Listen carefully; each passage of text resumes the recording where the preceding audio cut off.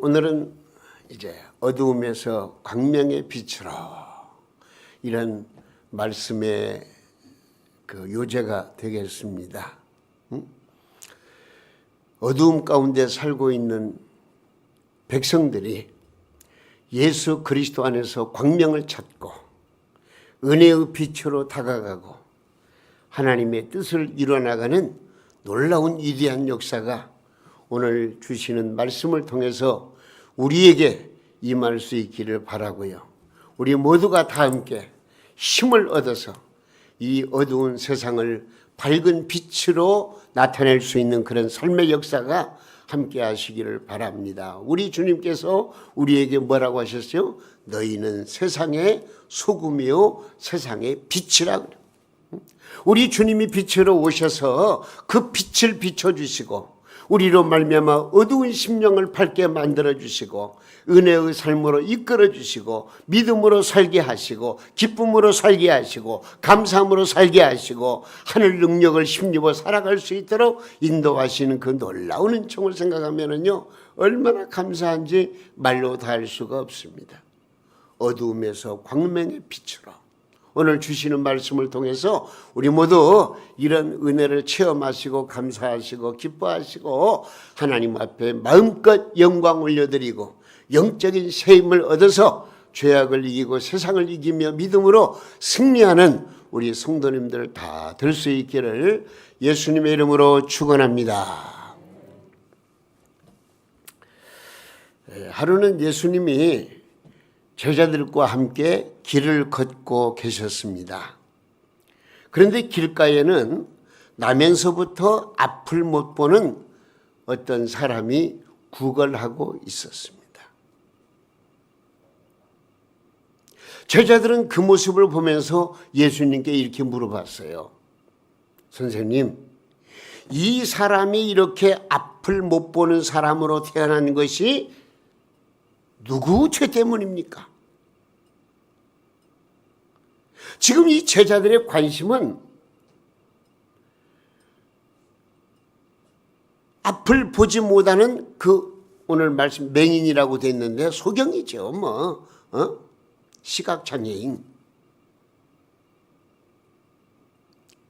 그 사람이 저렇게 불쌍하게 된 것은 분명히 무슨 죄 때문에 이루어진 것이다 생각을 하고 이렇게 앞을 못 보고 태어난 것 누구 죄 때문입니까? 이렇게 물어보는 거예요. 이 사람 때문입니까? 아니면 그의 부모 때문입니까? 자, 예수님은 뭐라고 말씀하셨습니까? 이 사람이나 그의 부모가 죄를 지어서 이렇게 된 것이 아니다. 이 사람이 나면서부터 앞을 보지 못하는 것은 하나님의 일을 그 사람의 생애를 통해서 나타나기 위함이다. 할렐루야. 그 얘기예요. 오늘 말씀.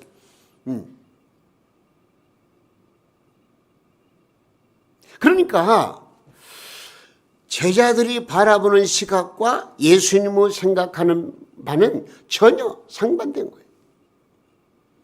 예수님은 오히려 이 참 어떤 면에서는 불쌍한 분이죠. 나면서부터 앞을 보지 못하고 태어났으니 그러나 때가 되면 이 사람을 통해서 우리 하나님께서 영광을 받으시기 위함이라는 것을 말씀해 주고 있는 거예요. 그러시면서 예수님은 뭐라고 말씀하시냐? 5절 말씀 보니까 우리는 낮이 계속되는 동안 나를 보내신 분의 일을 계속해야 한다. 아무도 일할 수 없는 밤이 올 것이다. 이렇게 말씀하시면서 내가 세상에 있는 동안 나는 세상에 뭐라고요? 빛이다. 그렇게 말씀하죠. 5절 말씀, 빛이다. 자, 제자들은요, 소경의 고난을 부정적인 것으로 생각을 했습니다. 근데 예수님은 그의 고난을 긍정적인 것으로, 소망적인 것으로 보셨습니다. 예수님은 소경의 눈을 보게 해야 되겠다고 작정하십니다. 물론 오늘 말씀 배경을 보면은요, 소경이 어떤 다른 사람들처럼 예수님께 나와서 예수여, 다윗의 자손 예수여, 나를 불쌍히 여기시고 내 눈을 뜨게 해주세요. 이렇게 간구한 내용은 없어요. 근데 예수님은 그 불쌍한 사람의 눈을 뜨게 해주시겠다고 이제 생각하시고 오늘 말씀의 내용을 보니까 어떻게 했습니까? 예수님은 땅에 침을 뱉어서 진흙을 이기셨습니다. 그리고 그 진흙을 소경의 눈에 발라주시면서 뭐라고 말씀하시느냐? 실로암 못에 가서 씻으라 그래요. 진흙을 발라주시면서 실로암 못에 가서 씻으라고 말씀을 하셨어요. 6절 말씀에. 그 소경은 예수님의 말씀에 순종해가지고 실로암 못에서 눈을 씻었을 때에 놀라운 역사가 일어났어요. 그의 눈이 밝아졌어요. 광명을 찾았어요. 눈이 띄어진 거예요. 그래서 오늘 말씀 보니까 7절 말씀에 뭐라고 그랬어요? 밝은 눈으로 돌아왔더라. 할렐루야. 이거 보통 일이 아니에요. 아니 잠시 동안 안지를 앓다가 눈이 어두워진 사람이 아니라니까요. 나면서부터 세상을 보지 못하는 그런 소경, 그런 맹인으로 태어났는데 지금 이 순간 예수 그리스도께서 주시는 말씀에 순종하는 가운데에서 이 사람이 아이고 남의 일이니까 뭐 그게 아니에요. 좀 실감나게 삶의 현장에서 만약에 내가 그 사람이 분명히 거린이었고 눈을 뜨지 못하는 어떤 면에 소경이었는데 그분이 눈이 밝아져 가지고 세상이 보이고 나를 바라보고 예수님을 바라보고 하는 그런 광경을 옆에서 지켜본다면 여러분 어떻겠어요? 박수를 치야죠. 영광 영광. 응?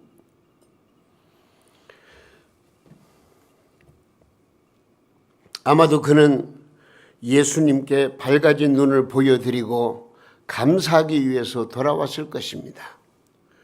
오늘 제목의 말씀대로 어두움에서 광명을 찾게 된 것입니다. 할렐루야. 우리가 살아가는 이 세상은 광명한 햇빛을 받아 살고 있지만 정치, 경제, 사회 구석구석에는 죄악으로 말미암아 어두움이 짙게 깔려 있어서 많은 인생이 갈피를 잡지 못하고 허둥대고 있습니다. 이 자리에 앉아있는 저와 여러분도 예외는 아니라고 생각을 합니다. 마음속에는 시기와 질투와 욕심과 교만, 자아가 춤을 추면서 어두움 속에 빠져들고 또한 우리의 생활 환경도 가정의 불화와 경제적인 어려움, 육체적인 질병으로 인해서 어두움에 빠져들고 있지 않느냐. 우리 생각해 보면은 이건 오늘 말씀의 배경이 남의 일이 아니에요. 바로 내 문제예요. 내 자신이 가지고 있는 문제를 지금 어떻게 하면 해결할 수 있겠느냐. 나도 사실은 이렇게 밝은 대명천지에 살고 있지만 내 마음을 돌이켜보고 내 삶을 돌이켜보면은 어두움 가운데 빠져 있을 때가 한두 번이 아닌데 이 어두움에서 어떻게 하면 헤어나고 밝은 빛을 받으면서 하나님의 영광을 나타내고 하나님의 은혜로 내 인생을 바르게 살아갈 수 있을 것인가. 오늘 이 말씀을 통해서 우리가 그 해답을 찾아야 되지 않겠느냐. 우리는 어떻게 하면은 이 어두움의 질곡에서 빠져나와서 광명의 빛 속에서 풍성하고 행복한 삶을 살 수 있을까 하는 것을 오늘 이 말씀을 통해서 우리가 생각해 보고 우리 모두에게 놀라운 광명의 은혜가 충만히 넘치는 그런 놀라운 시간을 우리가 만들어야 되겠습니다. 먼저 생각할 것은요, 이 광명의 빛은 올바른 관심을 가질 때 일어납니다. 올바른 관심. 제자들의 관심과 예수님의 관심이 다르다고 했잖아요. 어쨌든 관심은 갖는데 올바른 관심을 가졌을 때에 우리는 어두움에서 광명의 빛을 찾을 수가 있는 것이죠. 요양소에 근무하던 가이셀이라고 하는 의사가 있었어요. 가이셀. 그런데 그 의사는 한 가지 실험을 해봤어요. 그 요양소에는요, 작은 강아지 한 마리가 있어요. 작은 강아지. 근데 그 요양소에 있는 사람들로 하여금 이 강아지, 뭐 때로는 재롱도 부리고 그러니까 좀 예쁘게 봤겠죠. 그런데 실험을 하기 위해서 찾아오는 그 환자들이나 아니면은 또 요양소에서 근무하는 모든 사람들에게 이 강아지를 정말로 좀 예뻐해 주도록, 사랑해 주도록 그렇게 좀 부탁을 했어요. 네? 그래서 이 강아지가 사랑을 듬뿍 받고 지금 성장하는데, 얼마 후에 강아지의 뒷다리를 절개하고 골수를 조사해 보니까요, 이 골수, 강아지의 골수가 적혈구로 가득 찬 아주 건강한 골수였어요. 힘이 넘치는 거예요. 막 그냥 이 강아지가. 그런데 가이셀 박사는 요양소 사람들에게 6주 동안 강아지에 대해서 무관심해 보라고 부탁을 했어요. 꼬리를 치고 달라와도 쳐다보지도 않고 그냥 완전히 관심을 끄라고 쓰다듬어 주지도 않고 그냥 뭐 못 본 척하는 거예요. 그렇게 해서 6개월 동안을 그렇게 했다네요. 아양을 떨어도 반겨주지 않고. 그런데 6개월 지나서요 보니까 강아지가 생기를 잃어요. 그래서 골수를 조사해 보았답니다. 이 골수는 적혈구가 현저하게 떨어져 있고 색깔도 죽은 색깔이 되어 있었다는 거예요. 그래서 요양소 사람들에게 다시 강아지를 사랑해 주도록 했는데, 다시 귀여움을 독차지했을 때에 적혈구가 정상으로 돌아왔고 힘이 넘치는 그런 강아지로 성장했던 그런 그 실험 결과를 읽어봤어요. 여러분, 무슨 말입니까? 무관심은 이웃을 죽이는 아주 무서운 무기입니다. 저도 아이들을 길러보지만은요, 참 금쪽 같은 내 새끼라는 그런 프로가 나올 때는 참 답답할 때가 좀 있긴 있어요. 물론 거기에는 저명한 그 연구하는 박사님이 또 이렇게 잘 인도하는 그런 과정도 나오지만은요, 이게 관심과 무관심이 굉장히 큰 거예요. 저는 방법이 하나가 뭐냐면, 자녀들이 말을 듣지 않고 생떼를 부리고 문제를 일으키고 할 때는요, 왜? 내 집 울 안에서 그 아이가 떠날 수는 없거든요. 어쨌든 막 고집을 부리고 울고 생떼를 쓰고 할지라도 내 집 안에서 그렇게 외장치는 것이지 밖으로 나갈 수는 없잖아요. 무관심. 먹을 것은 줘요. 그리고 일상생활 그냥.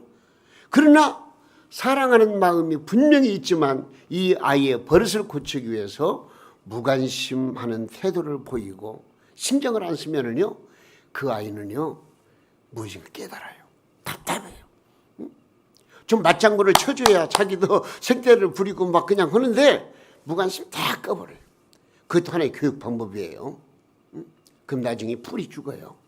그리고 두 손 들고 항복할 그런 경우가 제 생각이에요.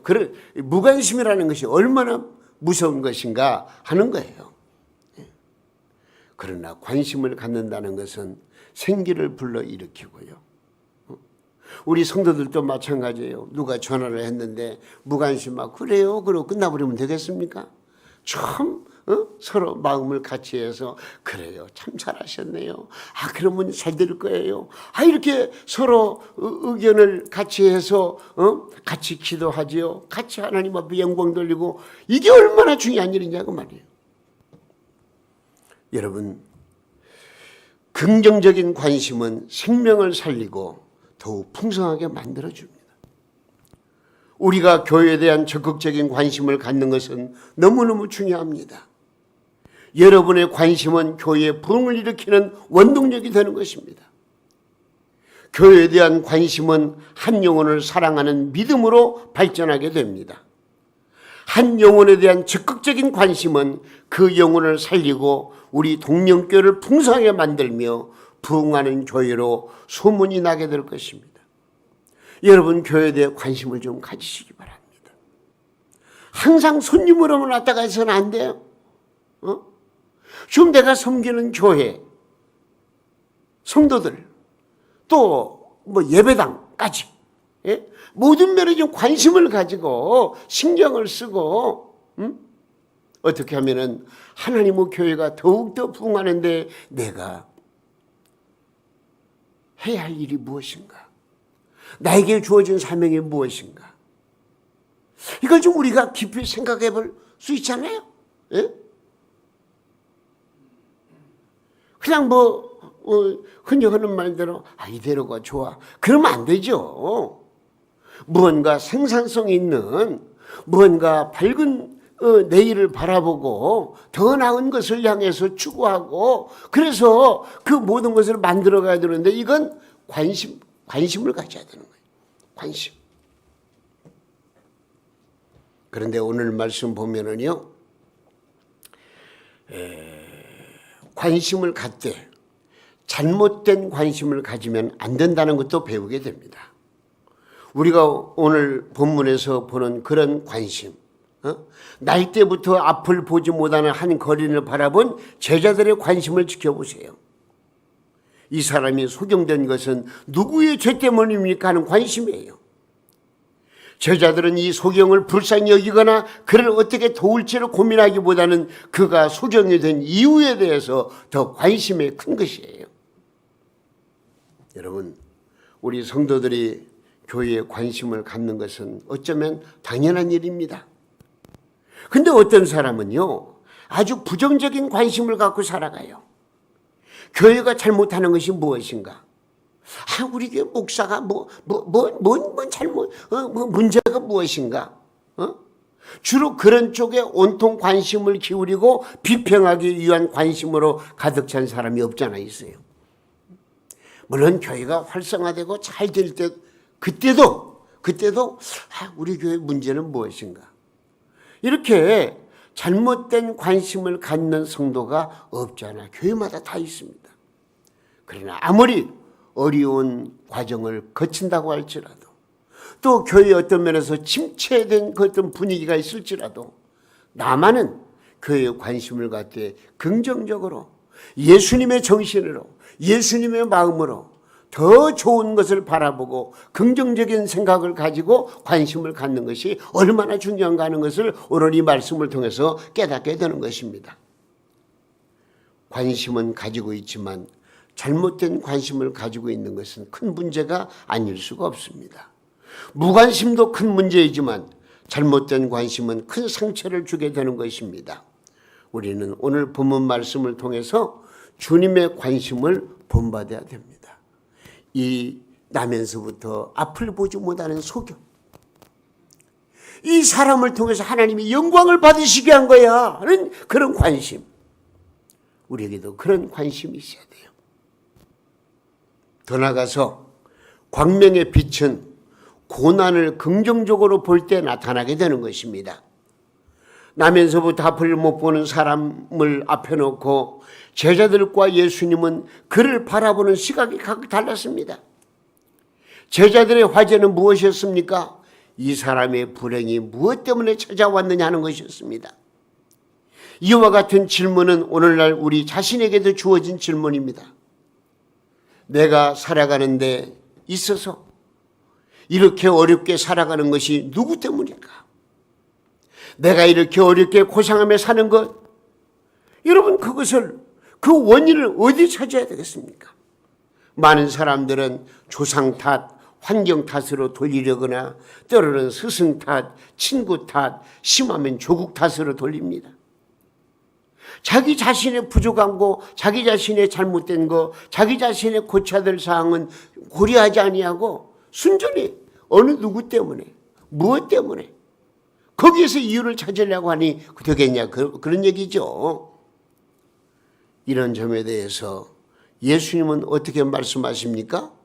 이 사람이 이렇게 된 것은 그 자신의 잘못도 아니고 그의 부모의 잘못도 아니야. 하나님께서 이 사람을 통하여 하고자 하시는 뜻이 있어서 그래. 이렇게 예수님은 제자들에게 가르쳐 주신 거예요. 제자들은 그가 전생에 무슨 죄가 있기에 이런 식으로 과거 지향적인 질문을 했습니다. 그러나 예수님은 그를 통해서 하나님의 하시는 일이 있다고 미래 지향적으로 보신 것입니다. 여러분, 이 놀라운 시각 차이, 우리가 이 시간 무엇인가 깊이 생각을 해야 됩니다. 여기에서 예수님이 말씀하신 하나님이 하시는 일이란 무엇일까요? 여러분, 소경된 자가 눈을 떴습니다. 그러면 고침받은 사람이 예수님을 사랑할 것입니다. 지금 오늘 말씀도 보니까 예수님께 돌아왔다고 그랬어요. 그리고 예수님을 사랑할 거예요. 지금 여기에요, 9장 말씀을 전체를 읽어봐야 돼요. 이 소경이 눈을 뜬 과정, 또 소경이 눈을 뜬 다음에 그 예수님께 시비를 거는 그 바리새인과 서기관들, 이런 사람들과 대화 속에서 어떤 일이, 이게 지금 41절 말씀까지요, 전부 다 이 소경에 대한 얘기예요. 소경은 자기가 눈을 뜨고 나서 예수님이, 근데 예수님이 그때는요 누군지 잘 모르지만 하여튼 그 예수님이 내 눈을 뜨게 해주셨다. 그 예수님이 나에게 말씀하는 그대로 내가 순종을 했더니 내 눈이 이렇게 밝아졌다. 이거 지금 간증하고 있는 거예요. 이것이 바로 하나님께 영광이 되는 거 아니겠습니까? 그래서 그를 통해서 많은 사람에게 복음이 전해지게 될 것입니다. 그러니 하나님이 얼마나 큰 영광을 받으시겠습니까? 마찬가지입니다. 우리에게 어떤 고난이 있습니까? 제자들처럼 부정적으로만 보지 마시기 바랍니다. 예수님처럼 긍정적인 시각을 가지고 문제를 바라볼 때 그 문제가 해결되고요, 하나님의 영광을 드러낼 수가 있는 것입니다. 인간의 끝은 하나님의 시작이다. 인간의 절망이 하나님의 기회가 된다는 그런 말이 있습니다. 우리 인생은 괴로움과 고통으로 끝나버리는 것이 아닙니다. 어두운 밤이 지나고 나면 반드시 밝은 아침이 오기 마련입니다. 사망의 음침한 골짜기를 통과하십니까? 푸른 초장 쉴 만한 물가가 우리를 기다리고 있음을 여러분들 기대하시기 바랍니다. 인생의 풍랑이 세차게 불어오고 있습니까? 그것만 바라보면 겁먹을 수밖에 없습니다. 우리는 아무리 환란의 바람이 불어올지라도 그 가운데서 하나님의 뜻을 깨닫고 하나님께 영광 돌리고 하나님이 원하시는 뜻이 무엇인가를 발견해서 그 뜻에 순종하는 그런 믿음이 우리에게 필요한 것입니다. 여러분, 우리 하나님은 로마서 8장 28절 말씀에 모든 것을 합력해서 선을 이루신다고 말씀해 주셨습니다. 오늘 이 시간 우리의 사랑하는 성도님들, 우리에게도 광명의 빛이 비춰져야 되겠습니다. 그러기 위해서는요, 나에게 다가오는 여러 가지 크고 작은 어려운 문제, 고난을 긍정적으로 바라보고 이런 일을 통해서 하나님의 영광을 나타낼 수 있는 그런 길이 무엇인가를 우리가 고민하고 그렇게 순종하는 마음으로 나가면 되는 것입니다. 한 가지 더 생각해 볼 것은요, 광명의 빛은 환경을 초월하여 순종할 때 일어납니다. 환경을 순종할 때. 여기 7절 말씀에 보니까요, 우리 주님은 어떻게 하세요? 침으로 이긴 진흙을 소경의 눈에 발라주셨습니다. 그리고 소경에게 뭐라고 그랬어요? 실로암에 가서 씻으라, 그렇게 명령을 합니다. 그 당시 실로암 모대는요 33개의 가파른 계단이 있었다고 합니다. 그러니까 실로암까지 갈 때는 굉장히 좀 꼬불꼬불하기도 하고 좀 가파르기도 하고 여러 가지 좀 가는 것이 그렇게 수월없지 않아요. 성한 사람도 내려가기가 어려운 계단입니다. 그런데 33개의 계단을 내려가서 눈을 씻는다는 것은 너무나도 힘든 일이 아니죠. 성한 사람도 가기 힘든데 눈이 먼 상태에서 어떻게 그것을 갈 수 있겠습니까? 근데 여기 소경은요, 주님의 말씀 앞에 이유가 없이 순종을 했어요. 가라 하니까 예 알았습니다. 씻으라 예 알았습니다. 우리 주님의 말씀하신 그대로 순종을 했어요. 순종할 때 놀라운 기적이 일어난 것입니다. 순종할 때 문제가 해결되고요, 순종할 때 새로운 피조물이 되는 거 아니겠습니까? 여러분, 성경 말씀 고린도후서 5장 17절 말씀에 이런 말씀이 있어요. 누구든지 그리스도 안에 있으면 새로운 피조물이라. 이전 것은 지나갔으니 보라 새 것이 되었다. 할렐루야. 예수님 안에 있으면 우리 모두는 새로운 피조물이 될 수가 있습니다. 어두움을 벗어나서 광명의 빛을 받을 수가 있는 것입니다. 하나님의 은혜의 영광에 참여할 수가 있는 것입니다. 하나님의 거룩하심에 참여할 수가 있는 것입니다. 내 자신이 완전히 변화될 수가 있는 것입니다. 소경은 주님의 말씀대로 몸을 씻었습니다. 그래서 광명을 찾았습니다. 그런데요, 이걸 아셔야 돼요. 여기 실로암은요, 뭘 의미하는 줄 알아요? 지금의 교회를 의미하고 있습니다. 주님께서 실로암 못에 가서 씻으라고 하신 것은 교회에서 그리스도의 피로 씻으라는 것과도 같은 말입니다. 그런데 어떤 사람은요, 교회까지는 나오긴 하는데 주님의 피를 가까이 하질 않습니다. 무슨 말이냐면 똑같이 나와서 예배드리고 하나님 앞에 감사하는 것 같은데 그의 마음속에 예수 그리스도께서 나를 위해서 흘리신 보혈피가 없어요. 여러분, 예배당만 나온다고 다 그냥 그렇게 그냥 은혜 받는 건 아니잖아요. 정말로 우리 주 예수 그리스도의 보혈의 피가 내 가슴을 적시고 그 피로 씻음을 받을 때에 우리에게는 시원함도 있고 거룩함도 나타나는 것이고 거기에서 하나님의 능력을 공급받게 되는 것이고 그 믿음으로 승리할 수 있는 그런 길이 열리는데 어떤 분들은 교회에 나오긴 나와도 이런 경험이 체험을 하지 못해요. 예?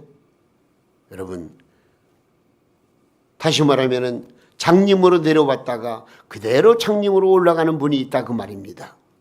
어두움을 끝내지 못하는 분들이 많이 있어요. 우리 동명교회는 실로암 못입니다. 이곳에는 예수님이 계십니다. 우리가 올라올 때는 더러움으로 왔다가 갈 때는 예수님의 보혈로 깨끗해져서 돌아가는 곳, 이곳이 바로 우리 동명교회입니다. 울면서 왔다가 기쁨으로 돌아가는 곳입니다. 영적 소경으로 왔다가 신령한 눈을 뜨고 돌아가는 곳입니다. 절망에 빠진 사람이 찾아왔다가 희망을 가지고 돌아가는 곳이 바로 동명교회가 되어야 되는 것입니다. 불행한 사람이 왔다가 행복을 가지고 돌아가는 곳. 여러분, 교회는요, 언제나 세상에 억울하고 어렵고 불쌍한 사람, 버림받고 나약하고 소망이 없는 사람, 세상에서 실패하고 좌절하는 깨서 갈 곳이 없는 사람들이 와서 씻음받는 실로암이 되어야 되는 거예요. 우리 동명교회가 바로 그런 교회로 자리매김하고 우리 동명교회를 찾아드는 모든 성도님들이 어느 누구를 막론하고